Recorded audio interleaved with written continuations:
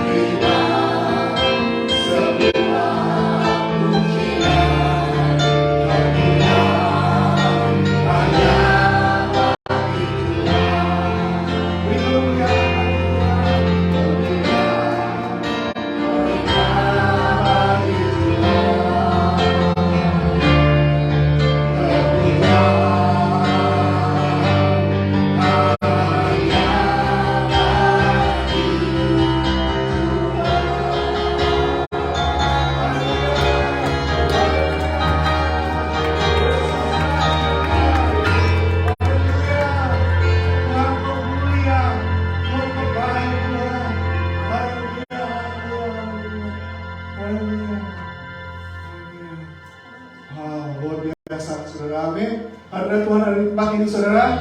Saudara siap memuji Tuhan? Lebih lagi, haleluya. Katakan satu dengan lain, katakan siap memuji Tuhan. Kita menerima sukacita dari Tuhan. Haleluya. Cita-cita kita itulah kekuatan bagi jiwa yang rasakan kasihnya di tengah badai yang bergelora. Dengan sukacita kita itulah kekuatan bagi jiwa. Dapat saksikan kuasanya taklukan badai yang bergelora. Haleluya, kau ada dalam hatiku, takkan patah semangatku, takkan hilang kekuatanku. Haleluya, ku mau sorakan itu, cita-cita surga nyata baru itu. Saya masih waktu saudara. Masih waktu saudara. Saudara mau terima sukacita surga? Amin. Saudara mau terima sukacita surga? Katakan amin. Sekali katakan amin. Terima sukacita. Haleluya. Sukacita surga itulah kekuatan bagi jiwa. Dapat rasakan kasihnya di tengah badai yang bergelora. Terima sukacita surga itulah kekuatan bagi jiwa. Dapat rasakan kuasanya taklukan badai yang bergelora.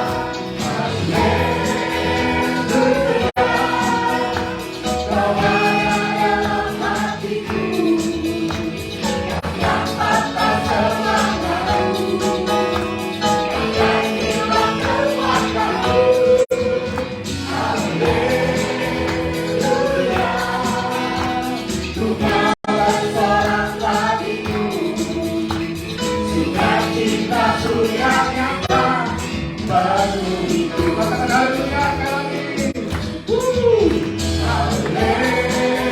Haleluya, kau ada dalam hatiku, takkan patah semangatku, takkan hilang kekuatanku.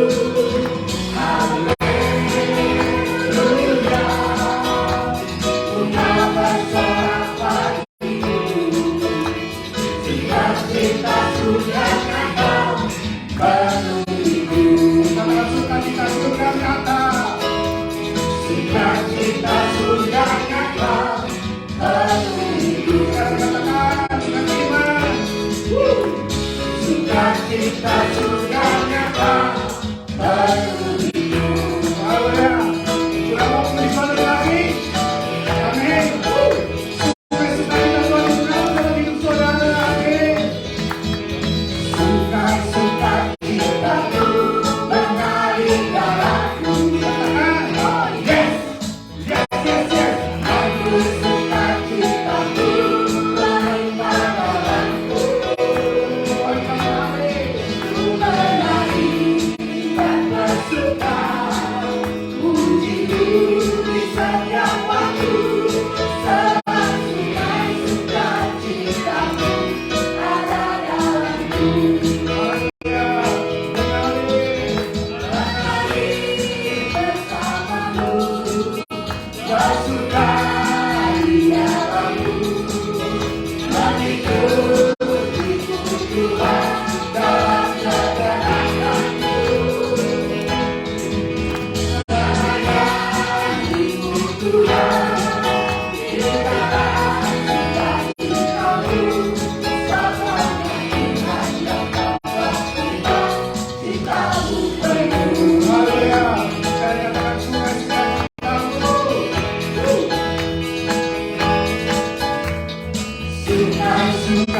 cintamu mengalir dalamku. Oh yes, yes, yes, yes. Aku suka cintamu melimpah dalamku. Ku menari dan bersuka, puji-puji sayang aku, sebab suka cintamu ada dalamku. Mengalir bersamamu, bersuka di dalammu, mengikuti Tuhan dan pergerakanku. Melayanimu Tuhan, di dalam cita-citamu, sepanjang hanya membuat cintamu Mengalir, haleluya. mengalir bersamamu, bersuka di dalammu, mengikutimu Tuhan dalam kegerakanku. Haleluya. Melayanimu Tuhan, di dalam cita-citamu, hanya Tuhan yang membuat cita-citaku beri. Katakan sebab hanya Tuhan. Sebab hanya Tuhan yang membuat cita-citaku beri. Siapa saudara katakan? Sebab hanya Tuhan yang membuat cita-citaku beri. Haleluya. Dimulakan Tuhan. Haleluya. Haleluya. Silakan berdoa Tuhan, saudara. Sukacita Tuhan ada di tempat ini. Amin. Haleluya. Mari saya ajak sekarang kita menyembah Dia dalam hadirat ini. Haleluya. Oh, terima kasih Tuhan. Berpagi hari ini Tuhan, kami boleh merasakan sukacita yang ada kepada Engkau Tuhan. Anggur kami Tuhan, Kau penuhilah Tuhan berjalan kami dengan anggur yang baru Tuhan. Terima kasih Tuhan, terima kasih. Biar ada sukacita yang meluap-luap Tuhan, ketika kami pulang dari tempat ini Tuhan. Haleluya. Terima kasih Tuhan. Shalom.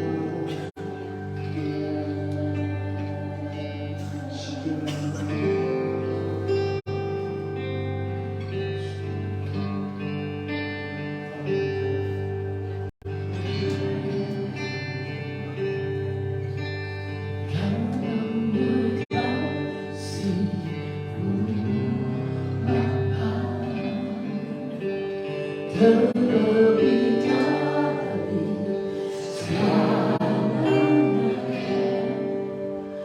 pengorbanan yang termulia sama aku, dengan darah yang tercurah, ampuniku atas dosa. Ku bersujud kepadamu, oh Yesus.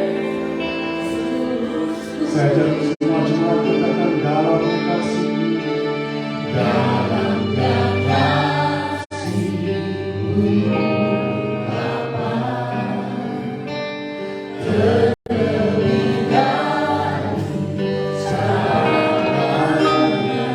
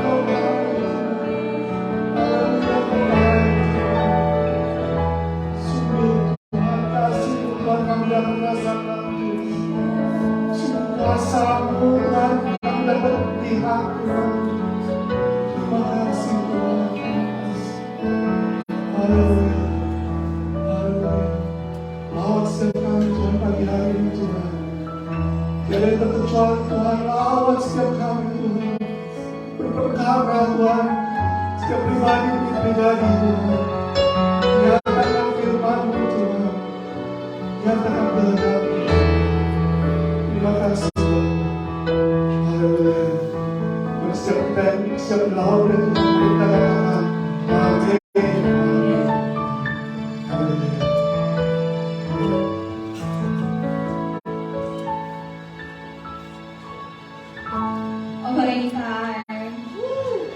kemuliaan buat Tuhan, haleluya. Ya, saudara mungkin yang baru datang dari Indo, saya mau ucapkan selamat datang. Dan mungkin bagi saudara yang baru datang dari Indo mungkin bingung ya, kok ada offering time, ada offering message gitu ya di gereja ini. Saudara mungkin di Indonesia kita agak nggak common gitu ya dengan hal seperti ini. Tapi saudara, tahukah saudara itu adalah kerinduan isi hati Tuhan sendiri. Karena Tuhan ingin kita memberi dengan pengertian yang benar. Tuhan mau waktu kita memberi, kita tahu apa yang sedang kita lakukan dan apa yang akan terjadi selanjutnya gitu ya. Kalau saya boleh cerita sedikit saudara, beberapa waktu yang lalu saya berangkat kerja. Saya jalan di belakang anak saya dan anak saya nggak tahu kalau dia ada saya gitu di belakangnya ya. Jadi saya jalan, dia jalan di depan saya, lalu sampai di station, kita arahnya berlawanan karena saya ke arah Manhattan dan dia ke arah Forest Hill gitu ya. Jadi waktu dia jalan di depan saya, dia nyebrang sebelah sana dan saya berhenti udah di platform. Dia di seberang sana dan saya di seberang sini dan dia asik dengan handphonenya, dia jangan lihat ke arah saya. Saya berdiri persis di depan dia gitu dengan harapan semoga dia melirik ke saya gitu ya. Saya nggak mau ngapa-ngapain, cuma mau hai, gitu doang gitu ya. Tapi itu saya berharap dia ngelihat ke arah saya. Lalu akhirnya kereta dia datang duluan, dia masuk ke keretanya, dia jalan, jadi dari pintu masuk itu dia jalan ke ujung dan saya ikutin sama dia ke ujung. Saya masih berharap saudara dia melirik ke saya cuma mau hai, saya cuma mau gitu. Dan saudara tahu sampai kereta itu berlalu dia tidak melirik ke arah saya. Di situ nggak masalah, saya cuma ya dia nggak lihat, dia nggak tahu saya ada di depan gitu ya. Tapi saudara, pada saat saya membaca satu ayat ini, silakan dibuka ayatnya dari Mazmur. Dari Amsal, ya Mazmur, Kita akan baca sama-sama ya, 1, 2, 3. Tuhan memandang dari surga, Ia melihat semua anak manusia dari tempat kediamannya. Ia menilik semua penduduk bumi. Dia yang membentuk hati mereka sekalian, Ia memperhatikan segala pekerjaan mereka. Saudara, tanpa saudara sadari, setiap hari saudara beraktivitas, ada satu mata, ada sepasang mata yang melihat dari surga dan dia berharap seandainya dia melihat saya aja, saya cuma bilang hai. Tuhan cuma bilang gitu dalam hidup kita. Saudara, waktu kita berdiri dan bilang sama Tuhan, Tuhan ini persembahan yang saya bawa hari ini. Sadarkah saudara bahwa mata dia melihat, tangan kita terangkat, lalu hatinya tersentuh, anakku dia membawa sesuatu dari hasil pekerjaannya. Karena di ayat terakhir kita baca, dia yang membentuk hati mereka sekalian, yang memperhatikan segala pekerjaan mereka. Tuhan concern sama pekerjaan kita. Buat saudara-saudara yang baru datang dari Indo yang belum mendapatkan pekerjaan, percayalah, mata Tuhan melihat kita setiap hari. Dia peduli dengan pekerjaan kita. Kalau saudara merasa nggak nyaman di pekerjaan saudara yang sekarang, saudara nggak sendirian. Ada mata Tuhan yang senantiasa melihat dan dia peduli kepada isi hati kita, kepada pekerjaan kita. Amin, saudara. Jadi saya percaya waktu kita nanti angkat amplop persembahan kita, mari saya undang saudara untuk bangkit berdiri.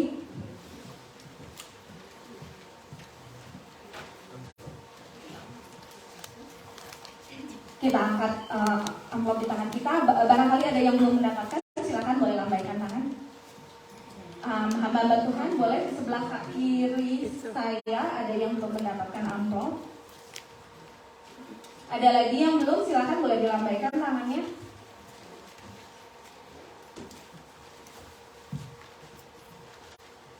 Iya, terima kasih. Kalau sudah, mari kita bangkit berdiri, kita angkat tangan kita. Tuhan Yesus, ini Tuhan persembahan yang kami bawa, Tuhan sedikit yang kami punya. Kami angkat ke dalam hadirat-Mu ya Tuhan, biar Engkau yang melihat dari surga. Kami memberi dengan hati yang mengasihi Engkau Tuhan, karena Engkau memberi lebih daripada yang kami layak untuk dapatkan. Terima kasih Tuhan, Tuhan di depan penuh pengharapan yang Tuhan sudah rancangkan buat kami. Kami percaya kami adalah rekan-rekan sekerja Allah untuk memperluas kerajaan-Mu di atas muka bumi, untuk pekerjaan tangan Tuhan yang sebentar lagi akan berakhir waktu Engkau datang. Biarlah kami Tuhan turut ambil bagian, seberapapun yang kami punya Tuhan, ini kami beri dengan hati yang rela. Berkati juga para hamba-hamba Tuhan yang akan mengelola keuangan Tuhan. dengan hikmat daripada Tuhan, takut akan Allah boleh ada atas mereka, supaya persembahan yang kami berikan Tuhan, semuanya bagi kemuliaan nama Tuhan. Di dalam nama Tuhan Yesus Kristus kami berdoa. Haleluya. Amin.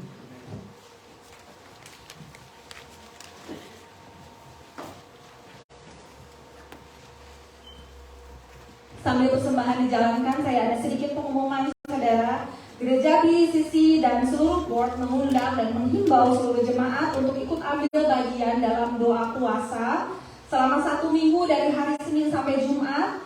Doa puasa untuk mempersiapkan hati kita menjelang Paskah, saudara ya. Jadi saya menghimbau untuk semua jemaat boleh ambil bagian supaya kita punya pengalaman pribadi, pengalaman rohani pribadi bersama dengan Tuhan dalam Paskah ini, supaya Paskah ini boleh menjadi satu Paskah yang berbeda dari tahun-tahun sebelumnya, saudara ya. Dan pengumuman penting lainnya adalah FA hari Jumat minggu ini ditiadakan karena akan disatukan dengan ibadah Jumat Agung yang diadakan pada jam 7.30 di tempat ini. Juga untuk dihimbau untuk boleh membawa perjamuan kasih gitu ya. Kita boleh membawa makanan untuk memberkati satu dengan yang lain. Potluck gitu ya disebutnya di sini. Jadi kita akan membawa sedikit untuk kita boleh berbagi dan dinikmati bersama-sama dengan jemaat yang lain. Ibadah raya hari Minggu adalah Minggu Paskah. Saya percaya kita semua akan kembali hadir penuh dengan sukacita karena Allah kita sudah membebaskan kita dan Dia bangkit dari kematian. Amin. Diakonia yang terkumpul sejumlah 9.405 dan sudah disalurkan ke gereja partner kita di Indonesia. Saya percaya setiap taburan kita semuanya bagi kemuliaan nama Tuhan. Amin. Saya persilakan.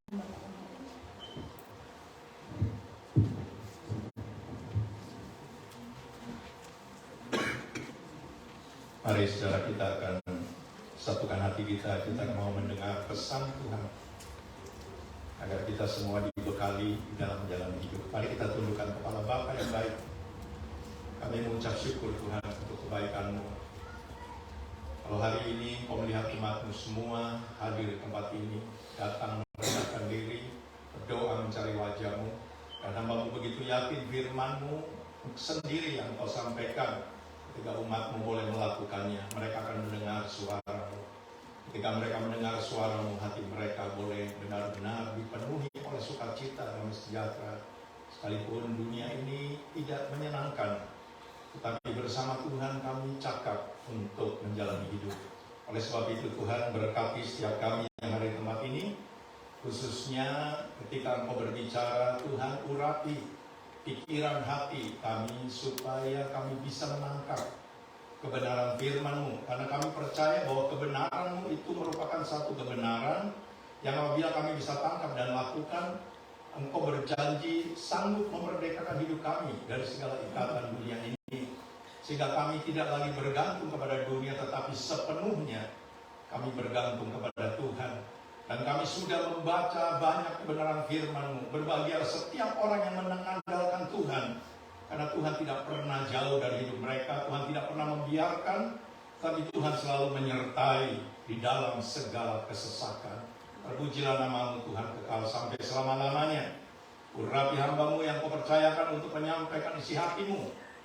Sehingga firman yang kami tangkap kami bawa pulang. Dan boleh menjadi berkat dalam hidup rumah tangga kami, pekerjaan, usaha, bahkan pergaulan. Di dalam nama Tuhan Yesus, hamba-Mu sudah berdoa dan mengucap syukur. Dan semua kita yang akan dilawat diberkati Tuhan. Mari sama-sama katakan amin. Shalom, selamat pagi saudara semua. Sekali lagi saya ucapkan selamat datang bagi saudara yang baru pertama kali datang, ya, tiba di negara adik kuasa kota New York yang seringkali dari Indonesia banyak saudara-saudara kita yang mendambakan untuk bisa datang, ya, di kota ini. Puji nama Tuhan. Sebelum saya menyampaikan firman, saya ingin sampaikan bagaimana Tuhan benar-benar memberkati jemaat BCC. Bukan saya mau mengagul-agulkan, tapi saya terus mengikuti, ya, bagaimana Tuhan mulai terus bekerja memberkati hidup saudara. Bukan hanya perasaan saya, tapi saya dengar dari ada hamba-hamba Tuhan yang mulai melihat, memperhatikan. Dan ini saya perlu ingatkan bahwa kita harus pelihara. Kenapa sampai saya bisa melihat bahwa Tuhan terus bekerja untuk memberkati hidup saudara? Karena saudara, saya percaya saudara memiliki kasih terhadap saudara-saudara yang lain, peduli. Ya.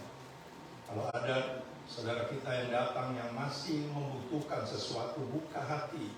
Dan saya sudah melihat ada saudara-saudara yang rela ya menawarkan apa yang saudara-saudara seiman butuhkan. Dan saya terus berdoa supaya saudara minta Tuhan limpahkan kasih yang daripadamu, supaya aku juga bisa mengasihi sesama, terlebih kepada Tuhan.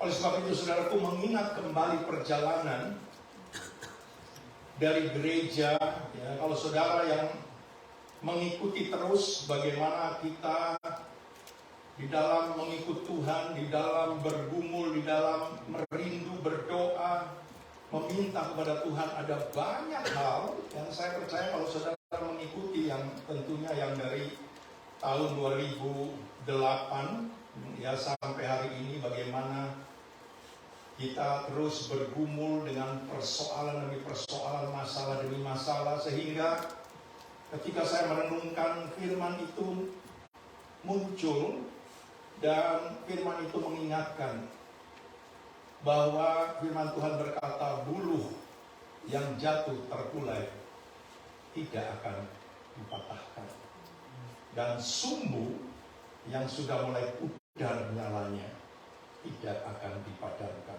Ketika ini firman datang, saya mengingat, merenungkan kembali, benar ya, Tuhan itu tidak pernah berdusta. Ketika kita bergumul sekian puluh tahun, kadang-kadang seperti apa yang Abraham katakan di dalam Roma, sekalipun tidak ada dasar lagi untuk berharap kepada Tuhan, oleh karena masalah, pergumulan, kesesakan terus kita alami. Seringkali sebagai manusia daging, kita itu sering merasa, aduh saya nggak mampu lagi, saya mau give up. Tetapi ketika kita mulai berpikir dengan pikiran kita bahwa saya rasa saya tidak sanggup, tapi firman itu datang dan mulai menguatkan kita semua bahwa Tuhan itu adalah Allah yang tidak pernah berdusta. Dia selalu menepati janjinya ketika kita terus mau berjuang, ya, mencari Tuhan. Karena firman Tuhan berkata, carilah Tuhan selama ia bisa ditemui. Ini satu perjuangan yang tidak mudah, tapi penuh dengan pengorbanan. Ya, Alkitab sering mengingatkan, carilah Tuhan maka kamu akan hidup. Mungkin banyak orang berkata, nggak usah cari Tuhan, nggak hidup kok. Ya toh, tidak usah datang ke gereja, saya tetap punya pekerjaan dan lain sebagainya. Saudara, jangan sampai kita ditipu oleh si jahat. Ingat bahwa itu semua sifatnya sementara. Tapi saya berani berkata, berbahagialah setiap umat Tuhan yang benar-benar mau mengandalkan Tuhan di dalam segala aspek hidup yang kita jalani.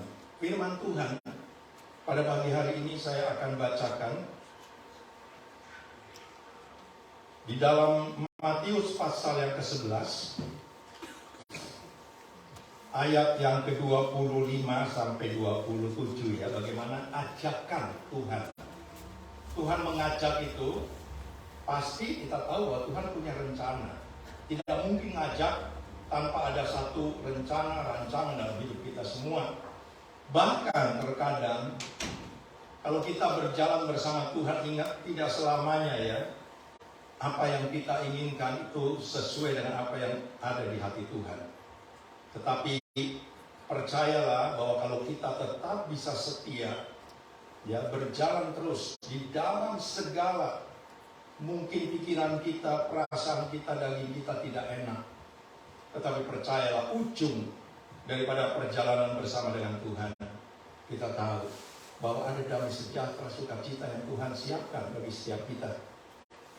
Oleh sebab itu saudaraku, ketika saya merenungkan perjalanan umat Tuhan di tempat ini, maka ini firman mengingatkan kembali. Saya akan bacakan Matius 11 ayat 25 sampai 27, ajakan juru selamat. Pada waktu itu berkatalah Yesus, Aku bersyukur kepadamu, Bapa, Tuhan langit dan bumi. Karena semuanya itu Engkau sembunyikan bagi orang bijak dan orang pandai, tetapi Engkau nyatakan kepada orang kecil. Saudaraku, ketika saya membaca ini, saya merenungkan kenapa Tuhan sembunyikan kepada orang bijak dan orang pandai. Ini ayat terus mengingat kembali di dalam perjalanan ini jemaat. Seringkali kita sering dengar, bukan untuk mengingat kesalahan orang sehingga kita terus menaruh kebencian, tidak. Tetapi saya percaya Tuhan selalu buka ini supaya kita mulai bisa mengerti bahwa Tuhan selalu kadang-kadang ajak kita berjalan di dalam segala kesesakan hidup, kesukaran. Bahkan Alkitab berkata, terkadang Tuhan ajak kita berjalan di dalam lembah kekelaman. Ya, yang sering kali kita berkata, Tuhan kenapa sih Engkau bawa kami ke sini? Bukankah kami senang kalau bersama Tuhan ada sukacita dan misalnya kita bisa berlompat-lompat bersukacita dan lain sebagainya. Saya tidak bilang itu salah, tetapi terkadang ketika Tuhan mengajak kita untuk berjalan di dalam perjalanan yang kita rasakan bahwa aduh gak enak, tetapi ujung daripada itu kita akhirnya menyadari bahwa semua baik, ya, bahwa apa yang Tuhan rancangkan itu tidak ada yang jahat dalam hidup umatnya, semua itu baik, ya.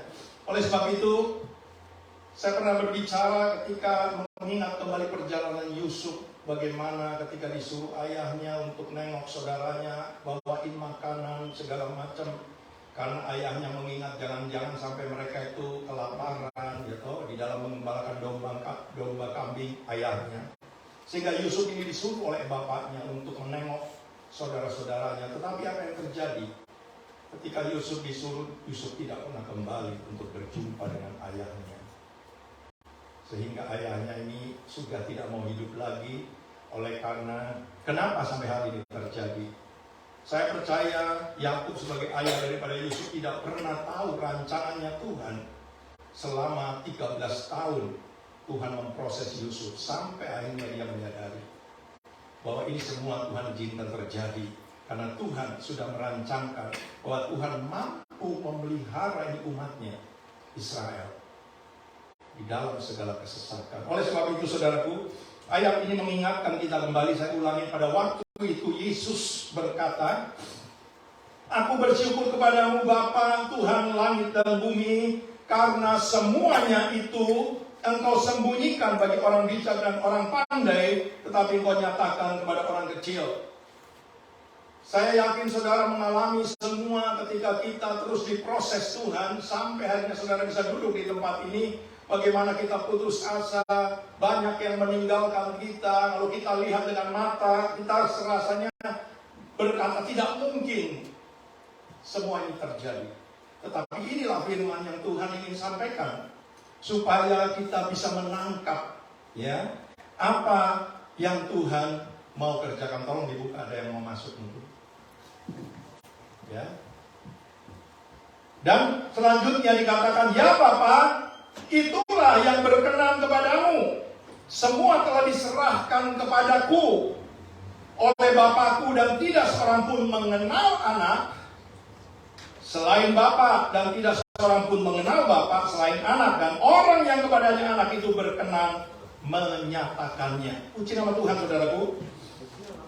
Ketika hal ini Tuhan sampaikan, maka saya begitu yakin, ya, bagaimana kesaksian demi kesaksian yang saudara dengar, bahwa Tuhan itu terus bekerja. Dan kita harus bisa menangkap bahwa ini adalah hari-hari yang kesempatan di mana Tuhan memberikan kepada kita. Seringkali lagu disampaikan, dinyanyikan itu hanya mengingatkan kepada kita bahwa hidup adalah merupakan satu kesempatan, bukan hanya kesempatan untuk menikmati berkat Tuhan tentunya, tetapi kita mau belajar bahwa kalau Tuhan memberikan kesempatan, mari kita pergunakan, karena tidak selamanya itu kesempatan selalu ada. Dan kita tahu firman Tuhan berkata bahwa segala sesuatu yang ada di dalam dunia ini sifatnya sementara, semua ada waktunya. Bahkan saudaraku, Kalau saudara pergi ke dokter, saudara diberi obat juga semuanya ada expired date-nya. Kalau kita tidak memperhatikan obat yang sudah expired, kita masih makan juga. Oleh sebab itu, mari pergunakan waktu yang masih sisa ini. Karena kita tidak pernah tahu kapan waktu itu tiba. Tapi saya begitu yakin berbahagia setiap anak Tuhan yang selalu mau memperhatikan untuk terus bisa berjalan bersama dengan Tuhan. Saya akan ajak saudara melihat ini peristiwa di mana sebuah kerajaan itu bisa kokoh dan rakyatnya bisa merasakan damai, ya, ketenangan, berkat Tuhan melimpah ketika seorang pemimpin memiliki kepekaan untuk mendengar suara Tuhan. Sehingga pemimpin yang mendengar suara Tuhan dia sampaikan kepada pengikutnya, kalau raja kepada rakyatnya. Tetapi seorang pemimpin yang mengeraskan hati membawa malapetaka, ya, bukan hanya kepada dirinya, keluarganya, tapi kepada orang-orang yang dipimpin. Oleh sebab itu saya akan baca dan saudara bisa catat ulang kembali. Ini satu hal yang saya percaya Tuhan ingatkan kepada jemaat BCC, kalau kita mau terus mengikuti bagaimana Tuhan mempersiapkan, menyediakan semua apa yang saudara butuhkan. Di dalam 2 Tawarikh pasal 15, saya akan baca cepat saja ayat 1 sampai 9. Karena ini ayat mengingatkan Raja Asa, ya, dan akhirnya dia punya anak untuk meneruskan kerajaan namanya Yosafat. Dan Raja Asa, Raja Yosafat mengikuti cara hidup nenek moyangnya yang dulu, yang disebut di firman Tuhan bahwa sangat berkenan di hati Tuhan, bapak leluhurnya yaitu Daud. Alkitab berkata dalam 2 Tawarikh 15 ayat 1 sampai 9, Asaria bin Oded dihinggapi roh Allah. Ia pergi menemui Asa dan berkata kepadanya, dengarlah kepadaku Asa dan seluruh Yehuda dan Benyamin, Tuhan beserta dengan kamu bila mana kamu beserta dengan dia.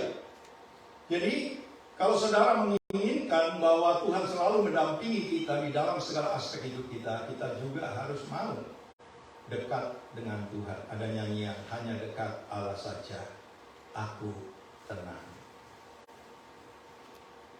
Saudara yang punya anak-anak yang masih umur muda, kalau saudara dengarkan news, bagaimana orang tua itu sampai ada nyanyian, menangis pun tidak ada gunanya karena semua itu tidak akan kembali. Ya, di Nashville terjadi hal yang tidak pernah diduga, hanya gara-gara sakit hati, dan dia mengambil keputusan untuk menghabisi hidup anak-anak yang umur 9 tahun dan 3 orang dewasa, dan akhirnya dia bunuh diri. Saudaraku, ini yang terus sedang bekerja di hari-hari terakhir ini. Oleh sebab itu, mari kita harus minta sama Tuhan, Tuhan, berikan kami hikmat, berikan kami hati yang mau terus dekat dengan Tuhan, mau mendengarkan isi hatimu, firman-Mu. Karena tanpa firman-Mu, kami semua percaya bahwa hidup manusia itu akan menjadi tambah jahat. Ya, apalagi kalau Tuhan ingatkan bahwa nanti ada waktunya firman ini diangkat. Kalau firman diangkat, kita harus bisa bayangkan apa yang akan terjadi dalam dunia ini. Alkitab berkata orang sudah tidak peduli lagi sama orang. Orang tidak pernah lagi punya namanya belas kasihan terhadap orang, baik kepada anak-anak. Karena apa? Karena firman ini sudah diangkat. Maka Tuhan berkata hidup manusia tambah jahat. Ya. Oleh sebab itu saudaraku yang Tuhan kasih, mari perhatikan apa yang Tuhan ingin sampaikan. Karena kita semua yakin bahwa Tuhan itu tidak punya rancangan yang jahat pada umatnya. Tapi dia selalu ingin memberikan yang terbaik. Bahkan masa depan yang kita belum pernah tahu apa yang akan kita alami, Tuhan sudah tahu lebih dulu. Ya, kalau saudara kemarin ikut doa, saudara dengarkan ya, Mr. Timotius, bagaimana ketika dia bersaksi, saya tidak cemburu, tapi memang terkadang ada orang-orang yang menikmati, ya, menikmati semua berkat Tuhan, di mana dia bekerja, dia sudah bisa naik Rolls Royce, naik Lamborghini, dia naik Escalade. Saya sendiri udah 35 tahun belum pernah naik Rolls Royce, saudara. Jangankan naik dorong pun belum pernah. Ya, tapi kita mengucap syukur, yang penting pergi kemana bisa, ya, punya kendaraan, itu sudah cukup buat saya. Tetapi ada orang-orang memang, seperti ada firman berkata, ada orang yang tidak menanam, tapi Tuhan izinkan dia menuai. Amin. Ya, jadi jangan cemburu, karena itu semua Tuhan yang atur. Kita harus berjuang supaya apa yang Tuhan percayakan kita kerjakan sebaik-baiknya, dan semua itu nanti ada hasilnya. Saya ulangi lagi. Ketika ia menemui Asa dan berkata kepadanya, dengarlah kepadaku, Asa dan seluruh Yehuda dan Benyamin, Tuhan beserta dengan kamu bila mana kamu beserta dengan dia. Bila mana kamu mencarinya, ia berkenan ditemui olehmu. Tetapi bila kamu meninggalkannya, kamu akan ditinggalkannya. Jadi saudaraku, jangan sampai kalau kita mengalami persoalan, kita tidak tahu bahwa kita sudah mulai jauh daripada Tuhan, sehingga Tuhan sudah mulai jauh dari kita. Alkitab berkata di ayat 3, mengingatkan, lama sekali Israel tanpa Allah yang benar, tanpa ajaran dari para imam dan tanpa hukum. Tetapi dalam kesesakan mereka berbalik kepada Tuhan Allah orang Israel. Mereka mencarinya dan ia berkenan ditemui oleh mereka. Ayat 5, pada zaman itu tidak dapat orang pergi dan pulang dengan selamat. Kalau hal ini terjadi, saya percaya orang sedang dirundung oleh ketakutan yang begitu hebat. Ya, apa yang firman Tuhan katakan? Orang pergi tidak pernah bisa pulang lagi. Ya. Pada zaman itu tidak dapat orang pergi dan pulang dengan selamat karena terdapat kekacauan yang besar di antara segenap penduduk daerah-daerah. Bangsa menghancurkan bangsa, kota menghancurkan kota, karena Allah mengacaukan mereka dengan berbagai-bagai kesesakan. Tetapi kamu ini, Tuhan ingatkan, kalau hal ini terjadi, umat Tuhan yang dikasihi Tuhan, tetapi kamu ini, kuatkanlah hatimu, jangan lemah semangatmu.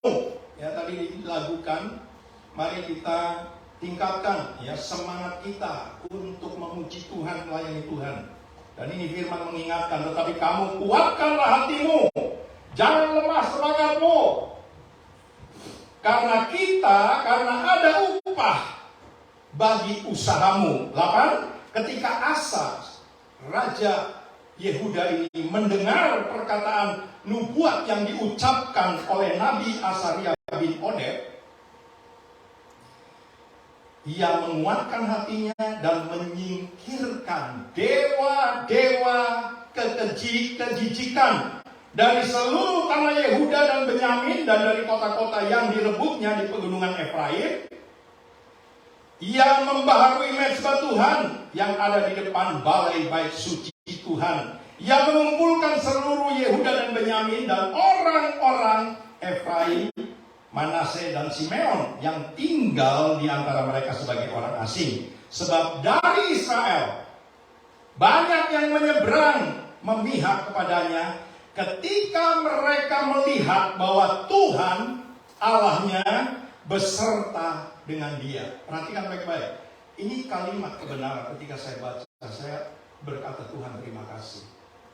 Ya, semua pergumulan, semua perjuangan, ya jerih payah kita benar-benar tidak pernah sia-sia. Karena apa? Selama Tuhan menyertai kita, mungkin menurut pandangan kita, pikiran kita, kayaknya no hope. Tetapi selama Tuhan masih terus ada di tengah-tengah jemaat di sisi, sekarang kita akan lihat bagaimana Tuhan menyertai jemaat. Dan apa yang firman Tuhan sampaikan, saya begitu yakin Kita tidak pernah tahu dari mana ini orang semua datang.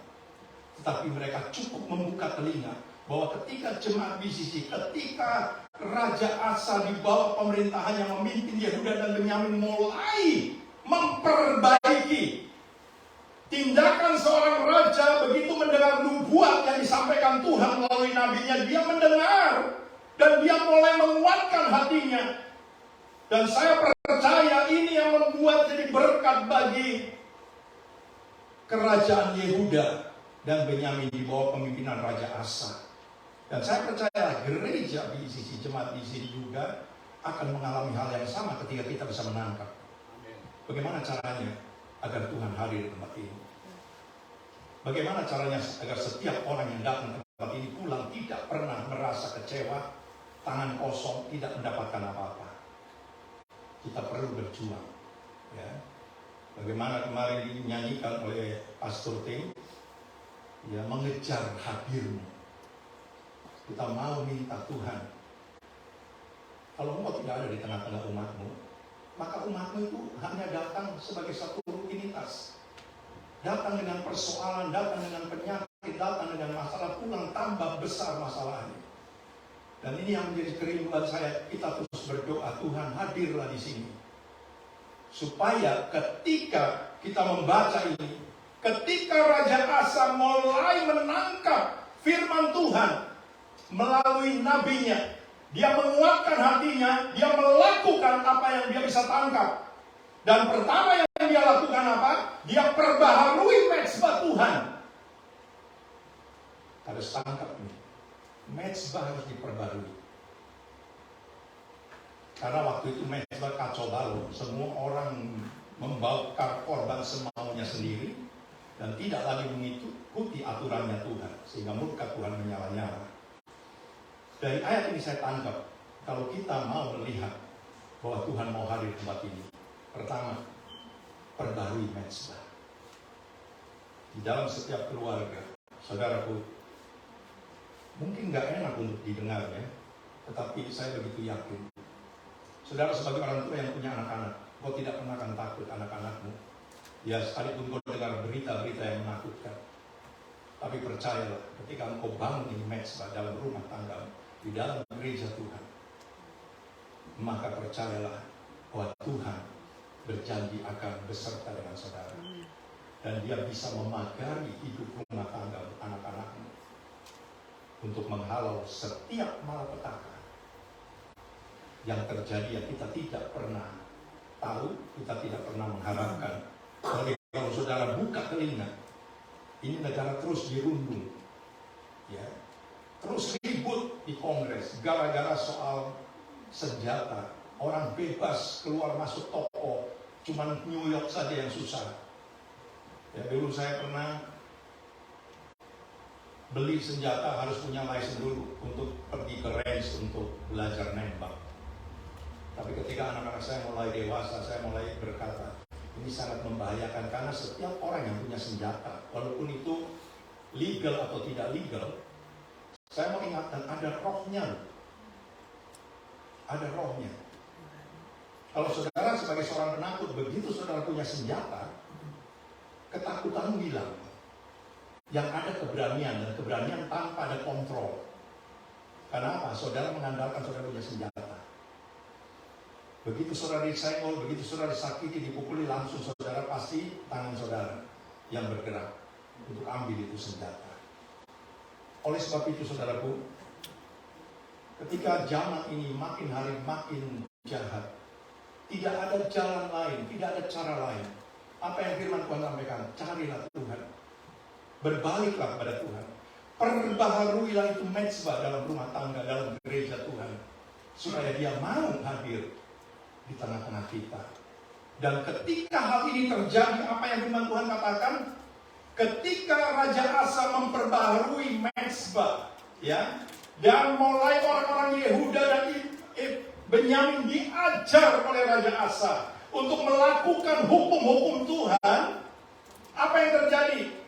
Israel ini terpecah-pecah ya, seperti di zaman sekarang ini. Saudara tidak usah heran kalau gereja juga banyak masalah. Oleh karena apa? Oleh karena ada perpecahan di dalam.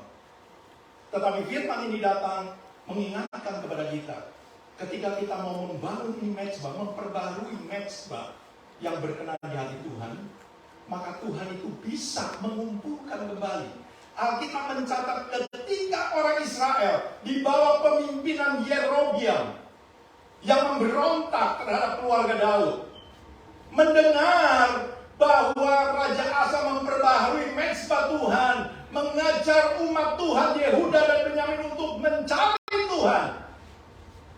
Apa yang Tuhan lakukan? Tuhan bisa mempengaruhi, memberikan rohnya kepada bangsa Israel untuk mereka keluar dari kepemimpinannya Yerobeam untuk datang ke Yehuda, dan di sana dia menikmati kebaikannya Tuhan, berkat-berkatnya Tuhan.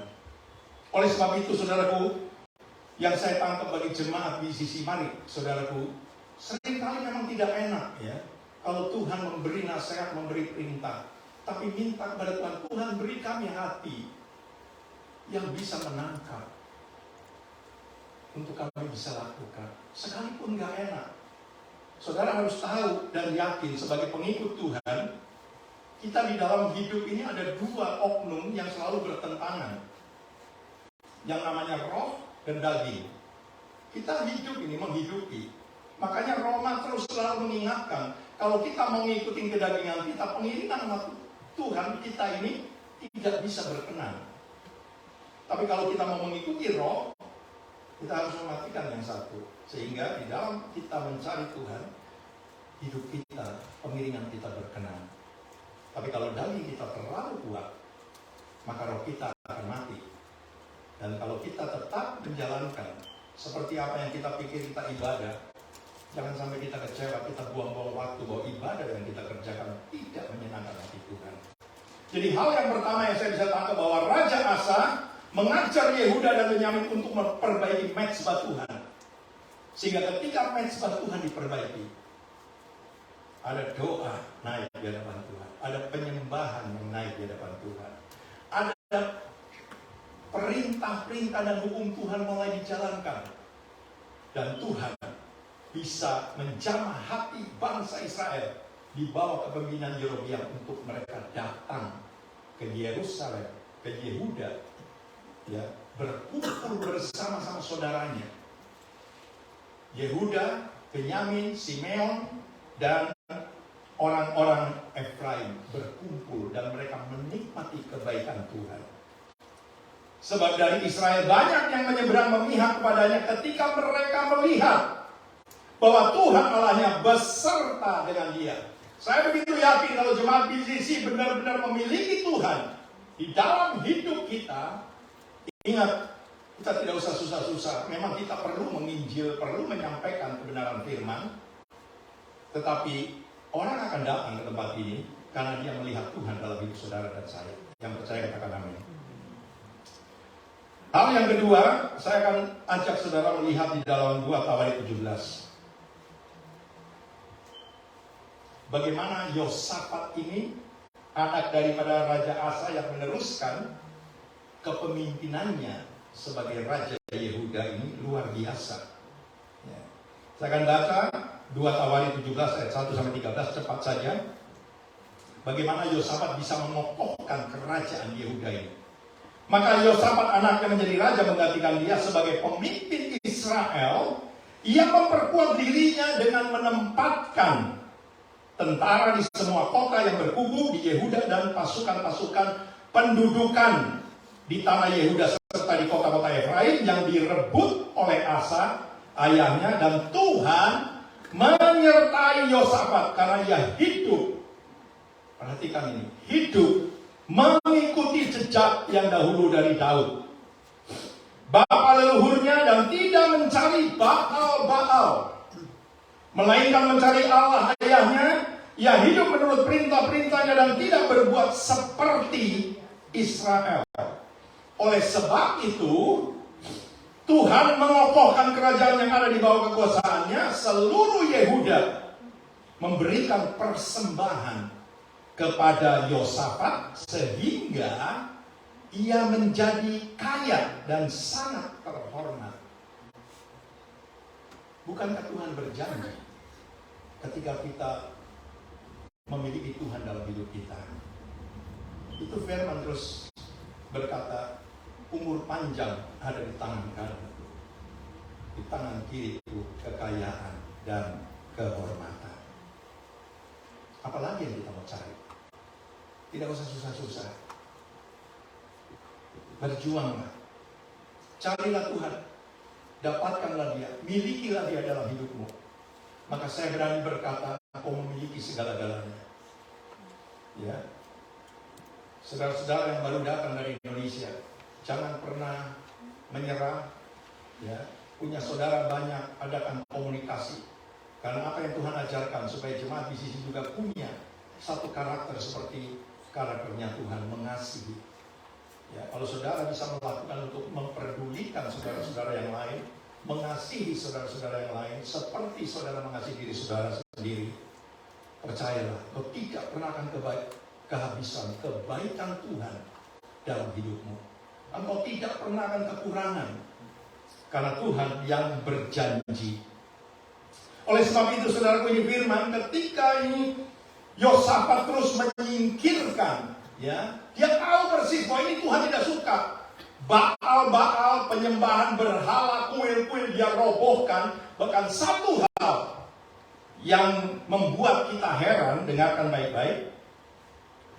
Oleh sebab itu Tuhan mengokohkan kerajaan yang ada di bawah kekuasaannya. Seluruh Yehuda memberikan persembahan kepada Yosafat sehingga ia menjadi kaya dan sangat terhormat. Dengan tabah hati ia hidup menurut jalan yang ditunjukkan Tuhan.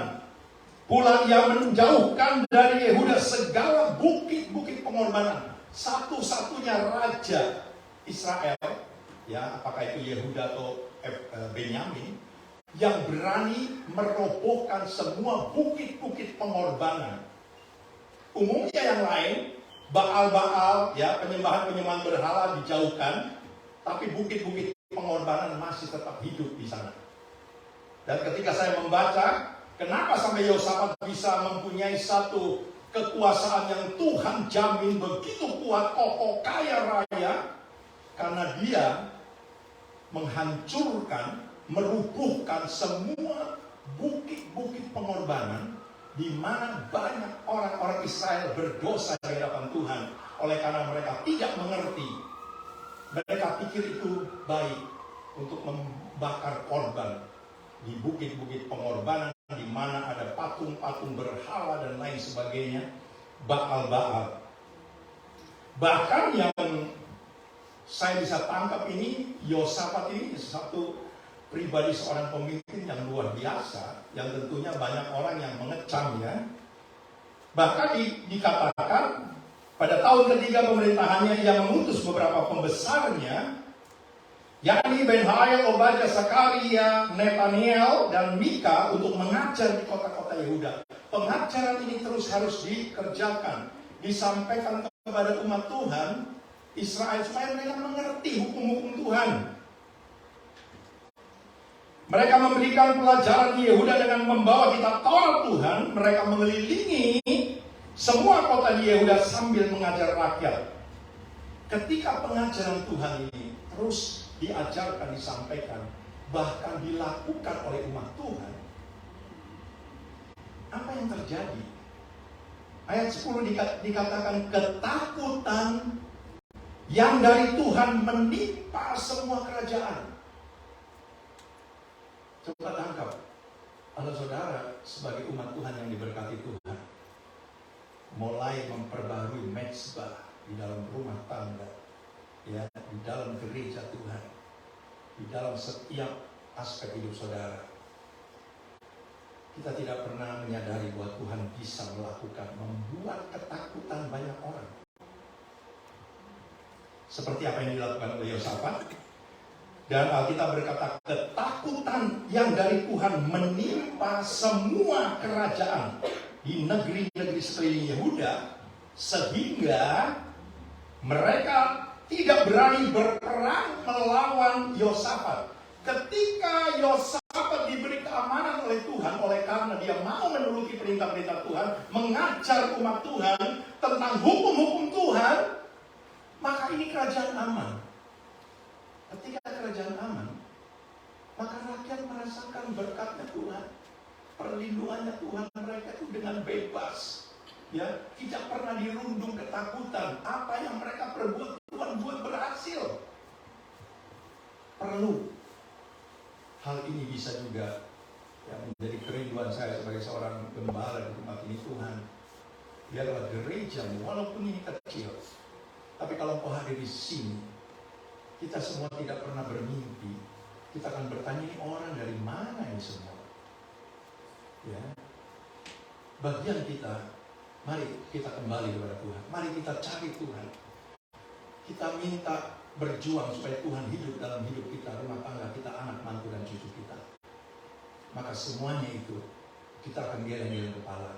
Sehingga kalau orang mulai memuji kita, kita sadar ini bukan karena pekerjaan saya, bukan karena kehebatan saya.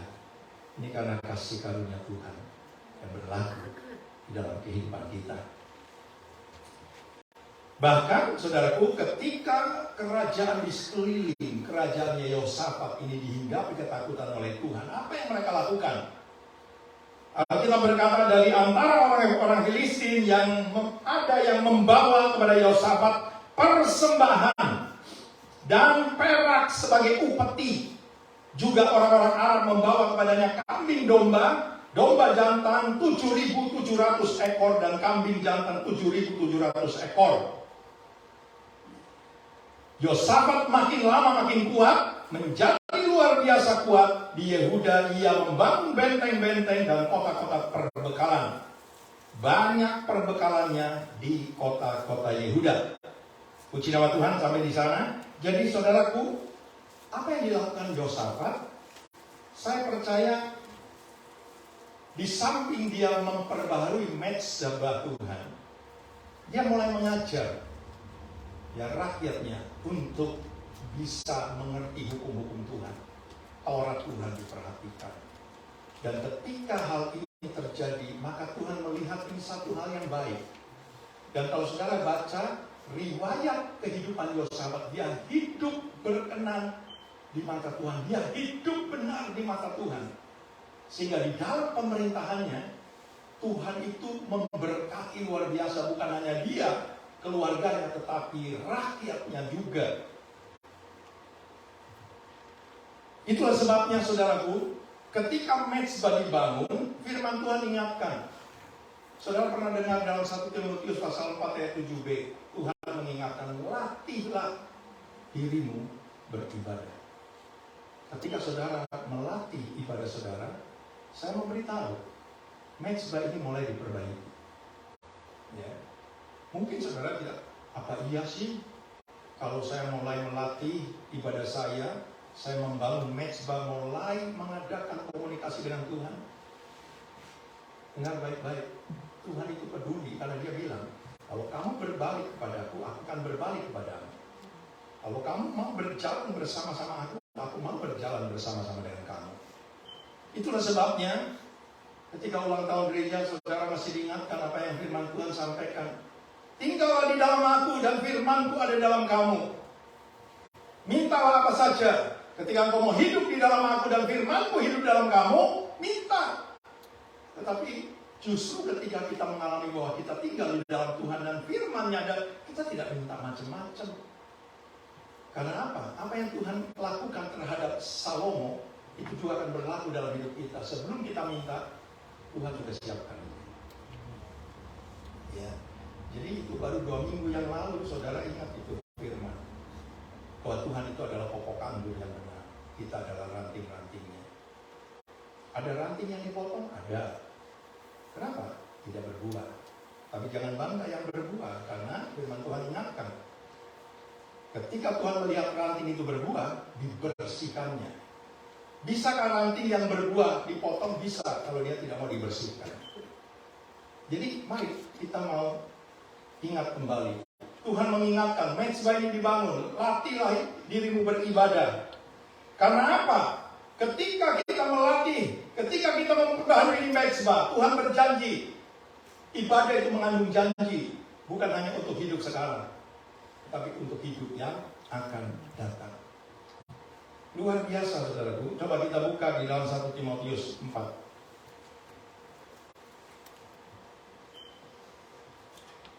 Saya akan baca cepat saja, ini mezbah yang perlu dibangun. 1 Timotius pasal yang keempat ayat 7b sampai dengan ayat 10, dengarkan baik-baik. Latihlah dirimu beribadah, latihan badani. Apa itu latihan badani? Semua aktivitas yang saudara kerjakan, itu yang bersifat badani. Ya. Dikatakan, latihan badani terbatas gunanya, tetapi ibadah itu berguna dalam segala hal karena mengandung janji, baik untuk hidup ini maupun untuk hidup yang akan datang. Perkataan ini benar dan patut diterima sepenuhnya. Itulah sebabnya kita berjerih payah dan berjuang karena kita menaruh pengharapan kita kepada Allah yang hidup, juru selamat semua manusia, terutama mereka yang percaya. Ketika ini dibangun, diperbaharui, saya begitu yakin dan percaya Tuhan akan teruskan rancangannya di dalam hidup umat Tuhan, di dalam hidup orang-orang Yehuda dan Benyamin. Bahkan Tuhan ingatkan kepada kita, jangan jemu-jemu. Ya, ketika saudara sudah bangun ini mezbah, taruh itu korban di atas. Ya, naikkan ucapan syukur, naikkan penyembahan. Dan ketika itu naik di hadapan Tuhan dan dia mencium itu, maka saya begitu yakin matanya Tuhan, hatinya Tuhan tertuju dalam hidup kita semua. Puji nama Tuhan. Jadi pertama, mezbah harus dibaharui, dan yang kedua, apa yang Yosafat lakukan, dia mengikuti jejak nenek moyangnya, leluhurnya. Dan saya teringat apa yang Tuhan janjikan kepada Salomo ketika Tuhan mendengar, ya, ketika Salomo membangun ini bait Allah. Korban dinaikkan, mezbah ini naik. Tuhan mencium itu korban dan hati Tuhan disenangkan. Sehingga Tuhan mulai mengingatkan kepada Salomo. Sebagai ayat yang terakhir, hal yang kedua ini penting sekali. Coba kita buka dalam 2 Tawarin pasal yang ke-7. Di samping mezbah dibaharui, harus bisa mengikuti jejak bapak leluhurnya, mencari Tuhan. Ya. Mencari Tuhan dan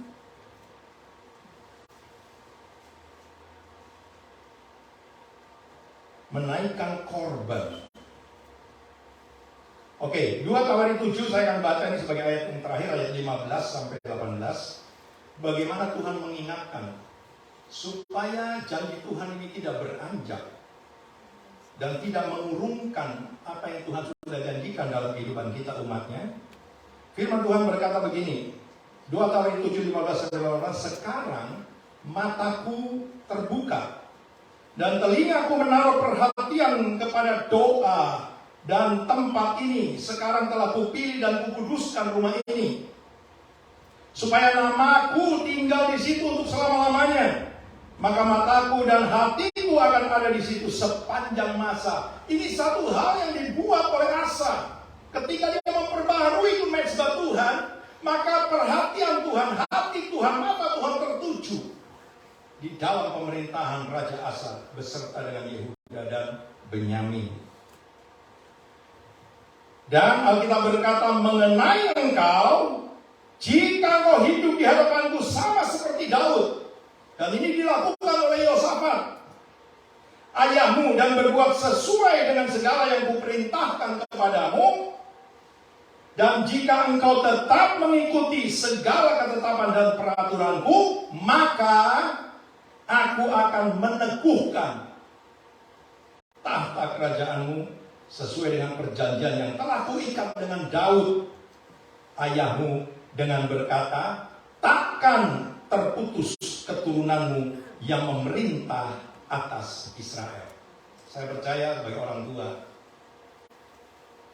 selalu punya kerinduan berdoa supaya anaknya, ya, mantunya, cucunya, keturunannya terus bisa dipelihara Tuhan, diberkati Tuhan. Ya, saya tidak tahu kalau saudara punya pikiran lain, tapi saya percaya ketika saya mendapat ini firman, saya terus sampaikan, kalau kita mau melihat Tuhan hidup dalam hidup kita, hari ini Tuhan mengatakan, ayo perbaiki itu mezbah. Ya, kalau sudah mulai rusak, perbaiki. kita datang kepada Tuhan minta ampun. Kalau mezbah ini diperbaiki, ada korban, ada api yang menyala di dalam Tuhan. Saya begitu yakin apa yang Tuhan bilang, mataku, hatiku ada di sana. Dan di samping itu kita terus menjaga komunikasi kita. Apa yang Tuhan sampaikan, ya. Kalau kamu mengikuti cara hidup nenek moyangmu, Daud, maka tahta kerajaan ini tidak akan beranjak dari keturunanmu. Saya begitu percaya sebagai orang tua, pengen sekali melihat anak-anaknya terus dipelihara Tuhan, diberkati Tuhan. Oleh karena saudara sudah menunjukkan, mengajar kepada keturunan saudara untuk terus mencari Tuhan, beribadah kepada Tuhan dengan sungguh-sungguh. Karena Tuhan berjanji bahwa Dia tidak pernah akan meninggalkan kita. Mari saudara kita mau bangkit berdiri. Saya menyanyikan satu pujian sementara saudara mempersiapkan hati untuk ambil bagian dalam tubuh dan darah Kristus. Kalau saudara punya masalah, kalau engkau merasakan ada beban-beban hidup yang sedang engkau tanggung, saya hanya ingatkan apa yang Tuhan mau sampaikan. Jangan pernah jauh dari Tuhan. Carilah Tuhan. Ungkapkanlah seluruh isi hatimu kepada Tuhan. Karena Dia adalah Allah yang mendengar. Kita akan nyanyikan ini lagu. Ini lagu mengingatkan kepada kita semua, supaya kita terus mau mengingat kebaikan Tuhan.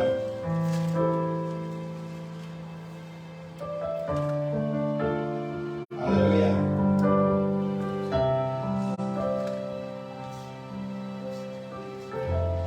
Kita nyanyikan lagu, katakan ketika aku berbeban berat. Haleluya. Ketika aku berbeban berat,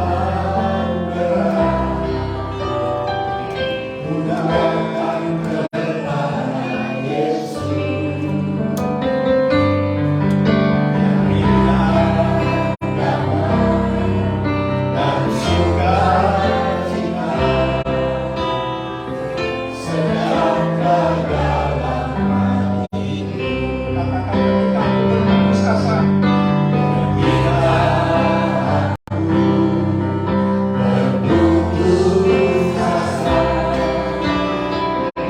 mudahkan kepada Yesus yang bebaskanku, yang bebaskanku dan lepaskanku. Kini aku jadi baru. Kita nyanyikan sekali lagi dengan iman. Katakan, ketika aku berbeban berat,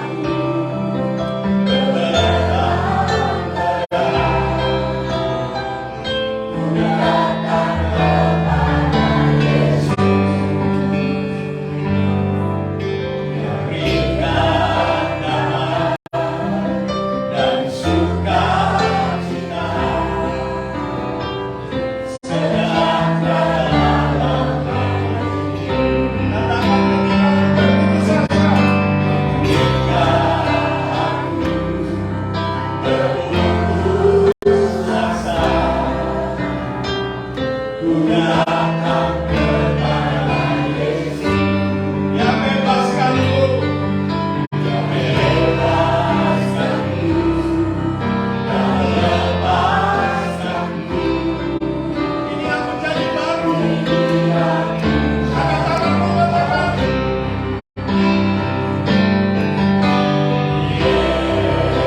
Yesus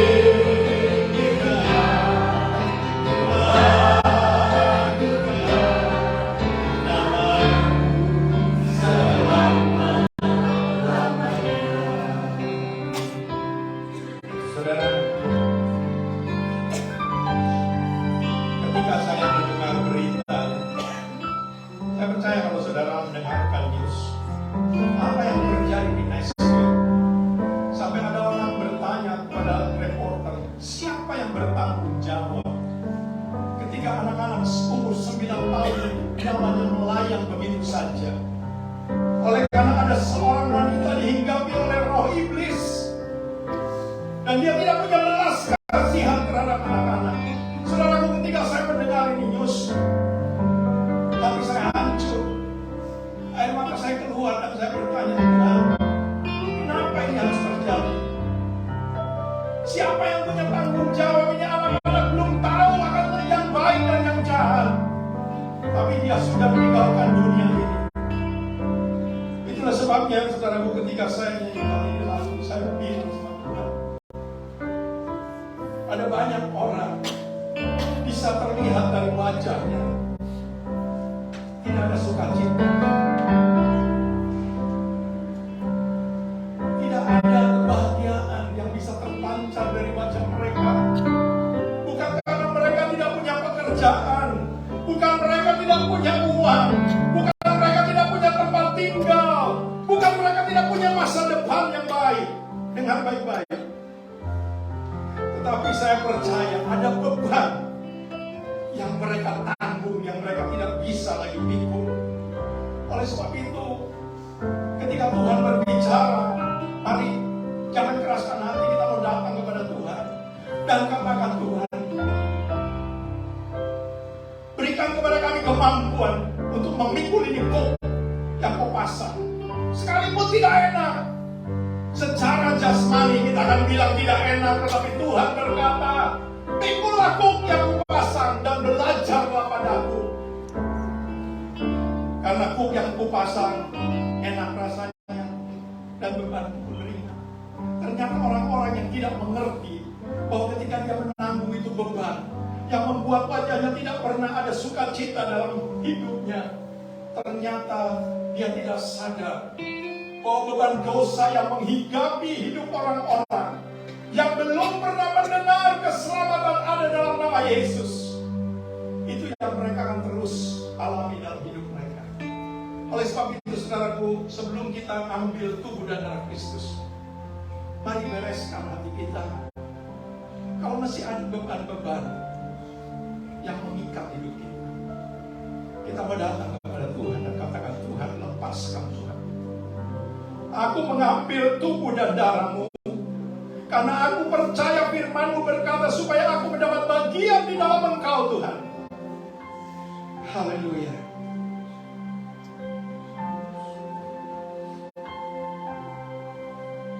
Saya akan nyanyikan ini lagu dengan setengah suara, dan saya memberikan kesempatan saudara periksa hatimu. Kalau ada, bicara kepada Tuhan. Mintalah kepada Tuhan, Tuhan, lepaskan Tuhan, supaya dari wajahku terpancar kasih-Nya Tuhan, supaya ada sukacita, ada damai sejahtera yang aku alami Tuhan di dalam menjalani hidup.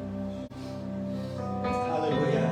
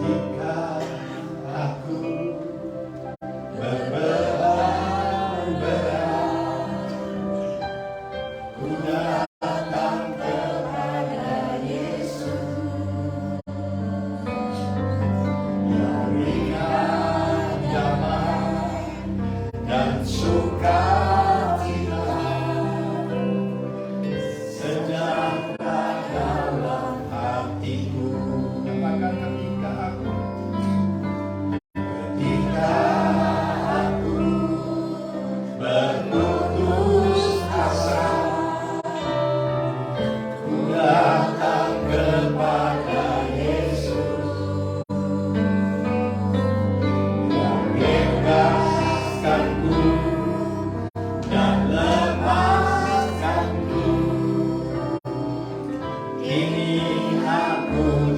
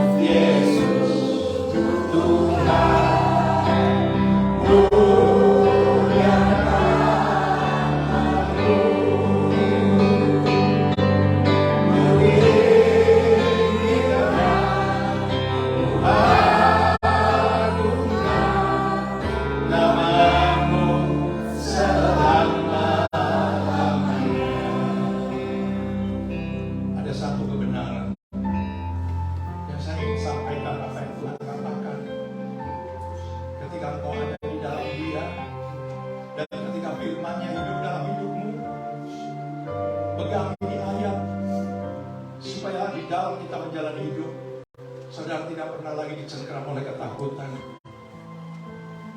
Firman Tuhan berkata dalam Roma 8 ayat 1, demikianlah sekarang tidak ada penghukuman bagi mereka yang ada di dalam Kristus Yesus.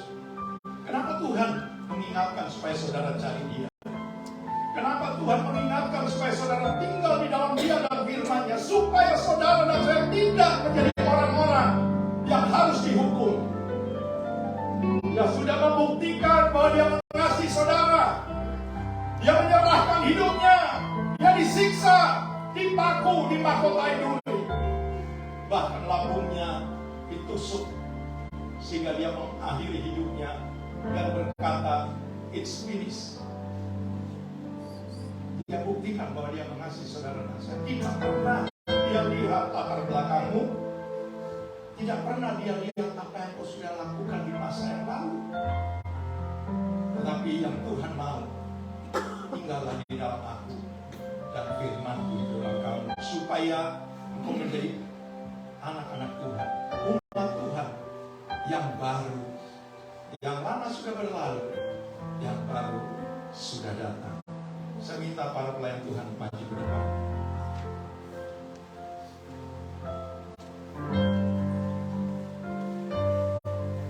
Ketika aku berlari, ku datang kepada Yesus. Dia berikan damai dan sukacita, sejahtera dalam hatimu. Ketika aku berputus asa, ku datang kepada Yesus. Dia bebaskanku dan lepaskanku. Kini aku jadi baru.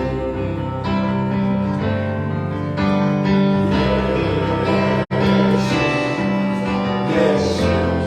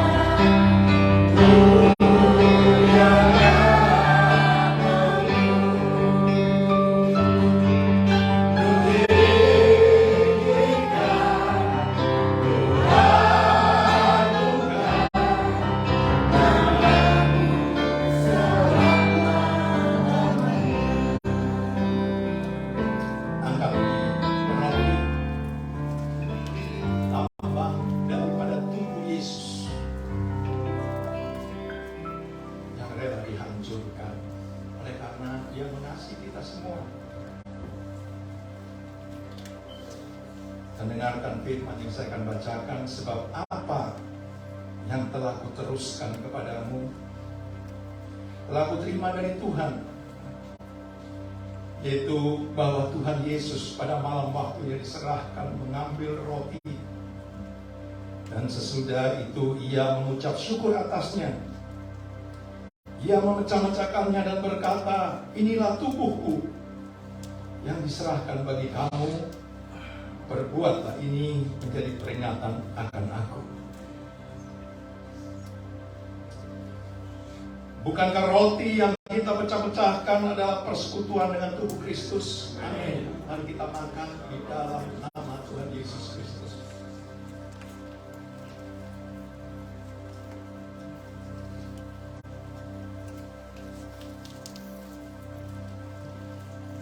Angkat ini anggur, lambang daripada Yesus yang kudus, darah Yesus yang tidak bercacat, tidak berdosa. Dia rela tumpah di atas gunung Golgota, hanya membuktikan bahwa dia mengasihi saudara dan saya. Demikian juga ia mengambil cawan sesudah makan, lalu berkata, cawan ini adalah perjanjian baru yang dimeteraikan oleh darahku. Perbuatlah ini setiap kali kamu meminumnya menjadi peringatan akan aku. Bukankah cawan pengucapan syukur yang atasnya kita ucapkan syukur adalah persekutuan dengan darah Kristus? Amin. Mari kita minum di dalam nama Tuhan Yesus Kristus.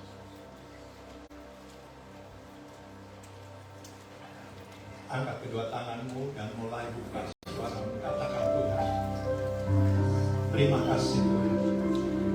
Ini bukan saja hanya sebuah peringatan setiap bulan, tapi aku mau berkata Tuhan, Kau begitu baik, Kau begitu mengasihi kami Tuhan. Di mana kami tahu di dalam dunia ini tidak ada manusia seperti Engkau Tuhan, rela menyerahkan segala-galanya untuk kami, orang yang jahat, orang yang berdosa, yang seringkali menyakitkan hatimu.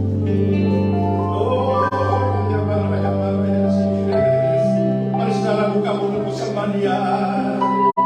Haleluya. Terima kasih Tuhan. Oh Yesus, haleluya, haleluya. Terima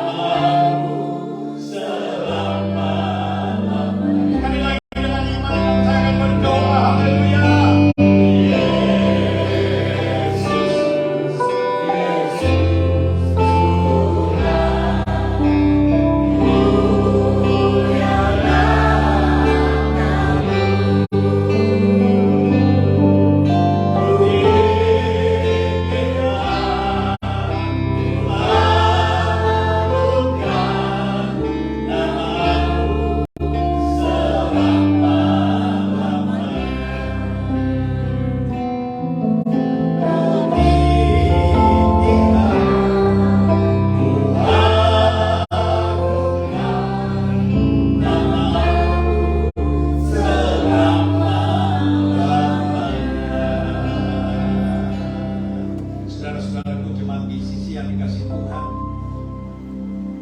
angkatlah kedua tanganmu, pulanglah dan terimalah berkat Allah Bapa kita di sorga, serta kasih sayang dari anaknya Yesus yang menjadi Tuhan dan Juru Selamat saudara dan saya, dan persekutuan bersama Allah Roh Kudus sebagai seorang penolong yang akan terus mengajar kepada kita, membimbing, memberitahu, bahkan menyingkapkan setiap rahasia firman mulai hari ini, besok, dan sampai Tuhan Yesus datang kembali. Dan ketika Tuhan datang kembali, Dia berjanji Dia akan menjemput kita semua dan membawa kita masuk dalam kerajaan yang mulia. Dan di sana kita akan tinggal bersama-sama dengan Tuhan sampai selama-lamanya. Semua kita yang sudah dilawat, diberkati oleh Tuhan, mari sama-sama katakan